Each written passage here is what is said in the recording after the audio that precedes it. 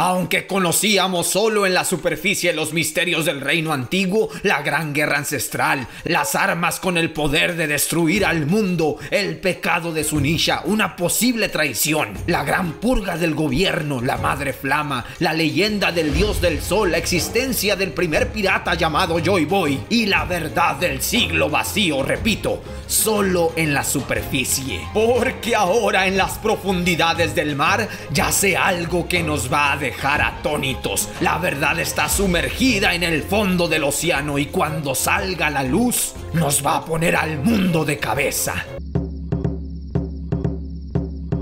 En la capital de las flores de Wano, la transmisión de Vegapunk estaba causando sorpresa. Increíble para los habitantes del país que después de cientos años de aislamiento, de incomunicación con el mundo exterior, por primera vez y gracias a uno de los Dendenmushis del Palacio de Orochi, estuviesen escuchando noticias globales en vivo y en directo. La transmisión del Dr. Vegapunk, quien continuaba con el discurso sobre Joy Boy diciendo: se estarán preguntando por qué este hombre fue considerado como pirata. Momonosuke, que se encontraba comiendo, les explicaba a Kinemon y a los demás que Joy Boy era un pirata de buen corazón, justo como Luffy. Kinemon se quedaba sorprendido al escuchar que Momonosuke parecía saber mucho sobre ese personaje y por supuesto, pues en Wano, Yamato y Momonosuke son los que han leído el diario de Oden y allí por supuesto que Oden escribió todo lo que aprendió sobre Joy Boy en Laugh Tale. Cambiamos de frente para ir a la base G4 de la Marina, en donde estaban prisioneros los antiguos imitadores de los sombreros de paja, con la sorpresa de que ahora estaban personificando a Eustace Kid y compañía. Así el falso Killer les decía a sus compañeros que a quién le importaba quién era Joy Boy, que seguro su capitán Panzakid lo podía derrotar. Damarro Black respondía que para qué discutían si ya estaba muerto y que además todos sabían que él era 1.000.000 de veces más fuerte que ese tal Joy Boy. Es Joy Boy, lo corregían sus secuaces, al mismo tiempo que festejaban que lo único más grande que la confianza de su capitán fuera su barriga. Así volvíamos a Egghead, en donde los marines no podían creer lo que estaban escuchando, mientras Vegapunk continuaba diciendo que por favor tuviesen en cuenta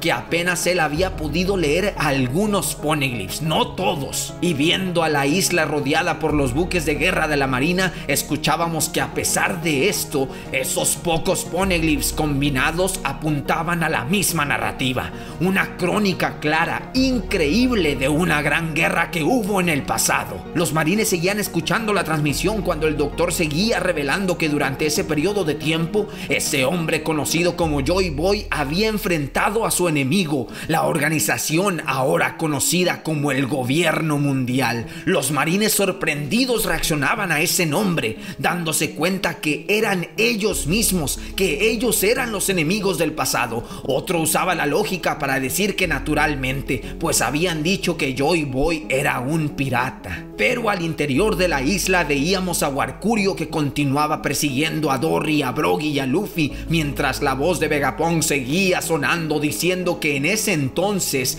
esta organización apenas había nacido producto de una alianza, una unión de fuerzas temporal de 20 reinos independientes. Mientras volvíamos a la habitación central de Punk Records, en donde Marte estaba que no se podía contener el enojo de haber sido vilmente engañado, destrozando todos los Dendenmushi a su paso y saliendo de allí lo antes posible, al mismo tiempo que Vegapunk en la pantalla volteaba hacia arriba para seguir narrándonos esta historia, que se podía asumir que una alianza así era la única manera de haberse opuesto al formidable reino al cual Joy Boy pertenecía. Y como lamentaba el hecho de desconocer la causa de este gran conflicto, el corazón de este, él no pretendía juzgar moralmente a ninguno de los frentes, que no había bien o mal. Pero lo que sí podía asegurar sin miedo a especular es que esta guerra definitivamente era una de dos ideologías diferentes.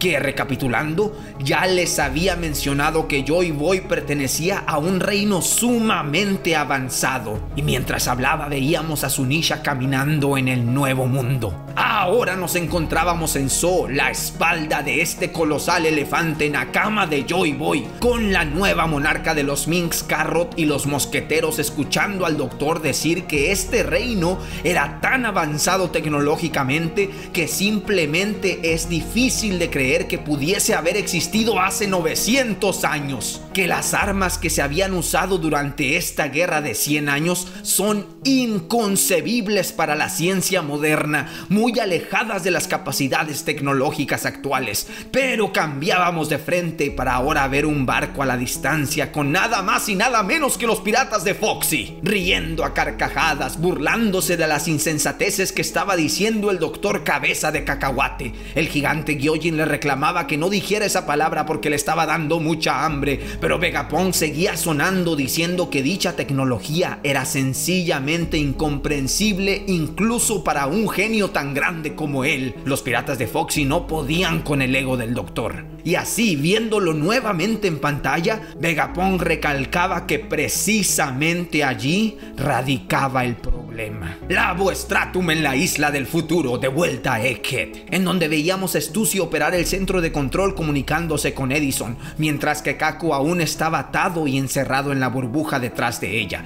Edison le pedía a Stussy que por favor desactivara el domo de seguridad y que rápido escapara de ese lugar. Stussy le respondía que no podía hacer tal cosa, que qué iba a hacer si algo les pasaba a los sombreros de paja, a lo que Edison le respondía que iba a ser muy claro con ella, que la barrera de seguridad a estas alturas ya no tenía ningún sentido, no con estos 5 monstruos en la isla que podían atravesarla sin ningún problema, mientras veíamos a Saturno caminando, al mismo tiempo que Edison explicaba a Stussy que ya habían hecho todo lo posible, todo lo que estaba a su alcance para ayudar a los sombreros de paja a escapar, que estaba seguro que iban a lograrlo de alguna u otra manera. Así interrumpimos para ver a Jinbe con Zoro en los hombros mientras se comunicaba directamente con Ami, quien le preguntaba que cuánto más se iban a tardar en llegar al Sony. Jinbe se disculpaba diciendo que ya casi estaban llegando. Zoro, sin embargo, cometía un grave error diciendo que no había de nada que disculparse, que estaban ocupados, pero Nami, reconociendo su voz, le decía que se las iba a ver con ella cuando llegaran al barco, que se apresuraran, que el gobierno estaba moviendo a sus buques para rodear la costa noreste por donde iban a escapar,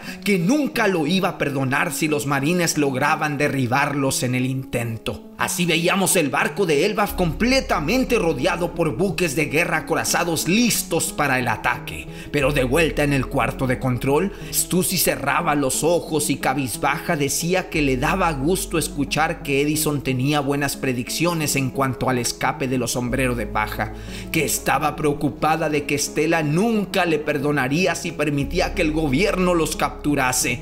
Pero Edison le gritaba diciendo que Stella nunca la odiaría, que por favor huyese de inmediato del laboratorio. Pero la transmisión seguía sonando con Vegapunk retomando lo que había dicho, que ese era el problema, el gran avance científico del reino antiguo, que ni siquiera él podía entender esta tecnología. Edison mientras tanto reaccionaba a lo que Stussy estaba diciéndole, que ahora que Stella estaba muerto, ella ya no tenía razón para vivir, que no tenía un propósito. Recordemos que Stussy es un clon. Kaku la veía desde dentro de la burbuja, y nosotros cambiándonos de frente para ir a la costa noreste de la isla, en donde Sanji, Bonnie, Franky y los gigantes peleaban contra Venus-Yuro. Sanji había sido mandado a volar al igual que los gigantes, mientras que Bonnie estaba por darle una patada al viejo del Gorosei, pero este, más preocupado por la transmisión, seguía comunicándose telepáticamente con el resto de los ancianos, diciéndole que sintieran las voces de organismos vivos.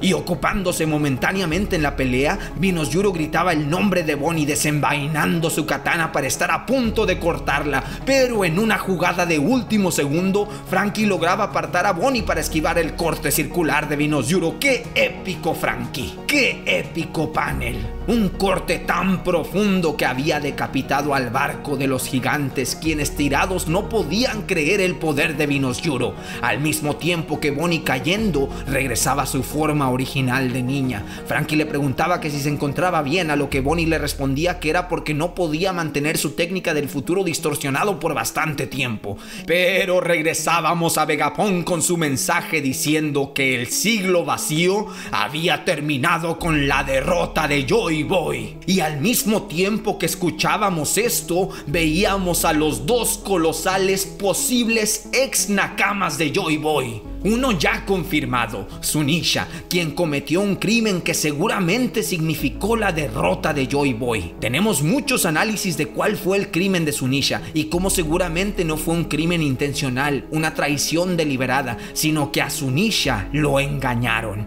que alguien más manipuló los hilos para desde dentro del reino antiguo, como aliado, engañar a los nakamas de Joy Boy. Ese alguien tuvo que haber sido Im. Vayan a ver los videos porque están fascinantes. Ahora mismo no me acuerdo cuáles son porque ya van muchos análisis que volvemos a repetir lo mismo y lo mismo, variándolo con cada pedazo de información nuevo, pero en esencia siempre lo mismo. A Joy Boy lo traicionaron y Zunisha sin querer fue parte de esto. Por eso el pecado, lo mismo que ahora en Egghead se nos reveló con el robot ancestral gigante que despertó para pedirle perdón a Joy Boy.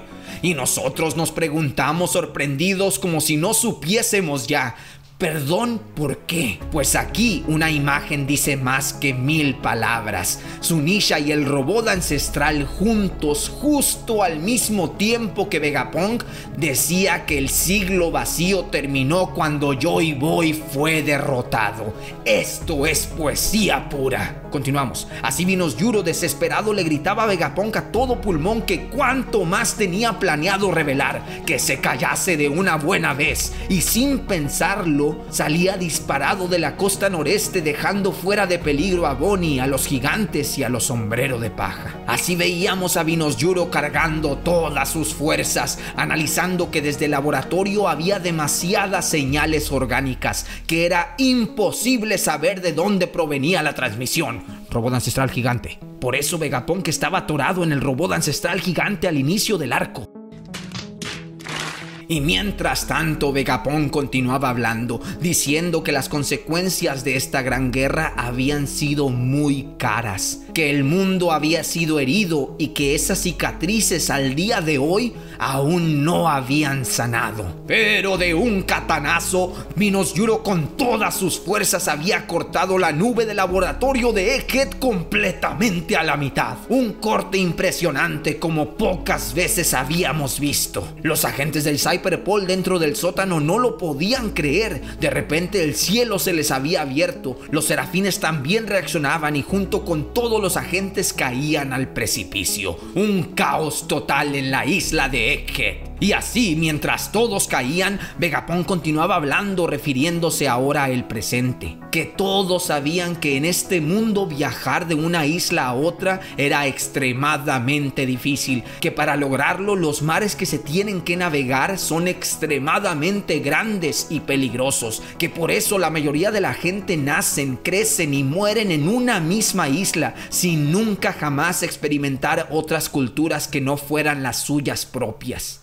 Los habitantes del mundo escuchaban esta parte del mensaje perplejos, pues de repente Vegapunk se había puesto a hablar de cosas tan obvias como estas. Claro que viajar por el mar es difícil, esa es la realidad de los habitantes de este mundo, pero el doctor estaba a punto de dar un giro argumental, porque explicando que aunque esta es la realidad para el mundo el día de hoy, en el pasado no era así. Que hace 1000 años el mundo era muy diferente. Veíamos la Villa Shimotsuki a los niños espadachines entrenando, mientras que Vegapunk explicaba que en el pasado, durante el siglo vacío, ocurrió un cataclísmico desastre ecológico. Y mientras veíamos este histórico, este monumental panel de unas ruinas sumergidas en el fondo del mar, justo como en la mini historia del viaje solitario de Jinbei, las ruinas hasta con símbolos de los Buccaneer, con poneglyphs, la misma arquitectura y demás simbolismo sobre el reino antiguo. Todo esto que Oda nos anunció hace más de 10 años. Simplemente épico. Vegapunk continuaba diciendo que antes el mundo no era como es actualmente, que el mundo antiguo fue sumergido en las profundidades del mar, que ahora mismo están viviendo justo encima de esas ruinas, los remanentes de fragmentos continentales, pedazos que se desprendieron de los grandes continentes que existieron en el pasado. El ejército revolucionario no podía creer lo que acababa de escuchar. Sabo se quedaba sin palabras al mismo tiempo que Vegapunk decía que ese mundo milenario yacía dormido, ignorado en el fondo del mar. Islas Kobayashi en el East Blue, hogar de Nami. Que él sabía que era difícil de creer solo con palabras, pero que en realidad el mundo estaba compuesto por varios continentes. La gente no podía creerlo. Genso le preguntaba a Nojiko que a dónde iba en medio de un mensaje tan importante, a lo que la hermana de Nami le respondía que mejor le contara el resto del mensaje luego, que iba a ir a atender el campo de mandarinas.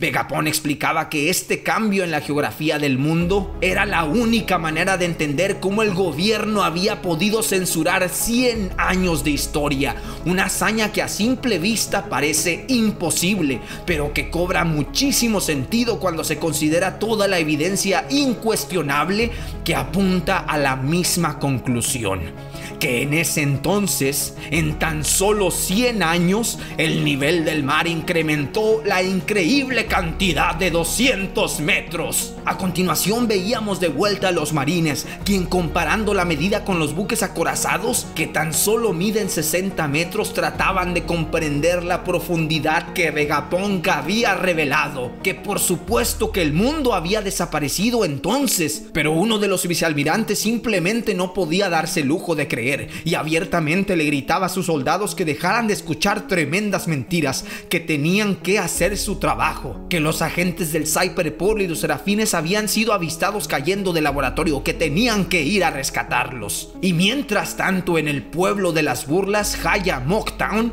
los habitantes no paraban de reírse del doctor, diciendo que sus cuentos y sus mentiras se iban haciendo cada vez más grandes, que al viejo ya se le había zafado un tornillo, que se le habían perdido las canicas, que no era más que un payaso. En el reino de Sakura, Dalton, cruzado de brazos serio, preguntaba que si en verdad esto era posible. La doctora Kureha en el fondo simplemente reía, y acercándonos a ella decía que nunca pensó que el mundo se podría poner aún más interesante. En la isla Full Shout, donde Fisher Tiger fue capturado, los aldeanos apuntaban a una montaña, señalando que esos eran 200 metros de altura.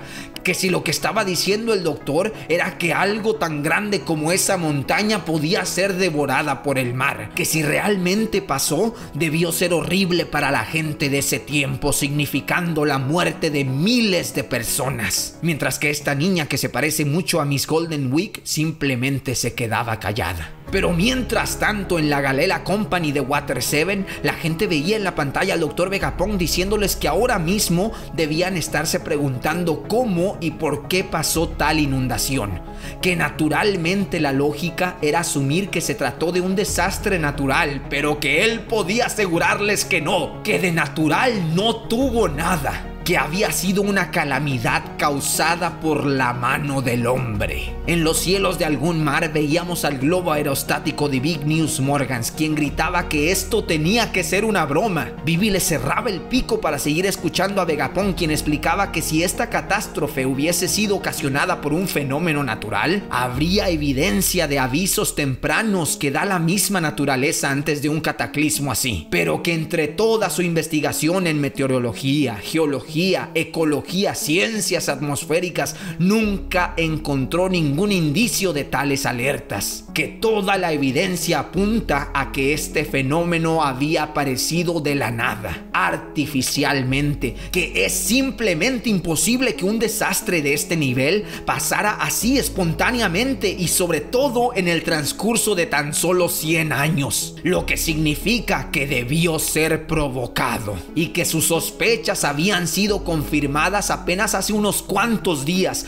cuando se puso a analizar los niveles del mar. ¿Recuerdan el incidente de Lulusia? Los 5 metros de elevación en los océanos de todo el mundo. Que se prepararan, porque lo que estaba a punto de decirles iba a ser difícil de asimilar. Las caras de Marte, Saturno o Arcurio llenas de impotencia. Que el cataclismo de hace 800 años fue causado por la tecnología de unas máquinas llamadas armas ancestrales. capaces de hundir al mundo. Nos encontramos en tierras santas de Marilloa, mientras Vegapunk continuaba revelándole al mundo que tal poder de destrucción aún existía y que yacía allí esperando a ser usado nuevamente. En otras palabras, que la gran guerra que había azotado al mundo durante el siglo vacío. En este momento veíamos a Imu en el jardín del Edén liberando mariposas, abriendo los ojos completamente anonadado que esta gran guerra ancestral aún no había terminado. El genio ha desvelado la historia prohibida. Fin del capítulo 1115 de One Piece. Todo con medida. Si te gustaron los coloreados de este capítulo, vayan a apoyar a los artistas en sus redes sociales. Un gracias es lo menos que podemos hacer para con todos estos nakamas. Y muchas gracias a los miembros del canal. Si quieres unirte a la Nordiflota para apoyar este contenido, bienvenido. Y si no, tu mera presencia, like y compartida son mi mismísimo tesoro.